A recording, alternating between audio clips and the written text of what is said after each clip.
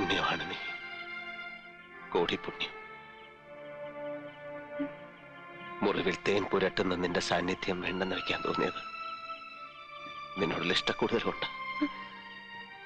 ഇനി ഒന്നിനും, മരണത്തിന് പോലും നിന്നെ വിട്ടുകൊടുക്കില്ല.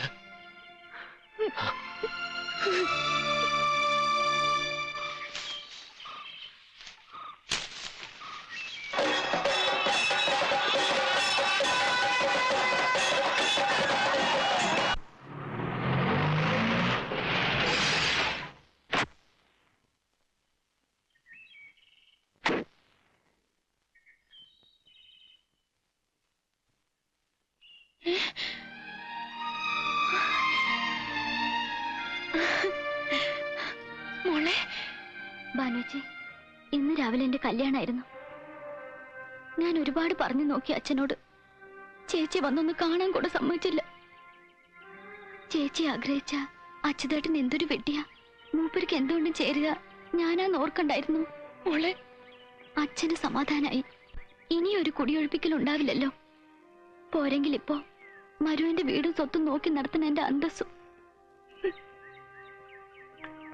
നിനക്കിഷ്ടമല്ലാതെ ഇഷ്ടവും ഇഷ്ടക്കേടും എന്നെ പോലൊരു പെണ്ണിന് അങ്ങനെയൊക്കെ ഉണ്ടോ? കിട്ടിയത് മഹാഭാഗ്യം എന്ന് കരുതല്ലാണ്ട്.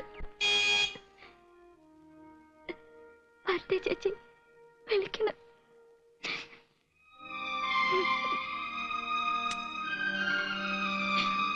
മോളെ, എന്തെങ്കിലും വിശേഷങ്ങൾ ഉണ്ടാകുമ്പോ എന്നെ അറിയിക്കാൻ മറക്കരുതേ ചേച്ചി.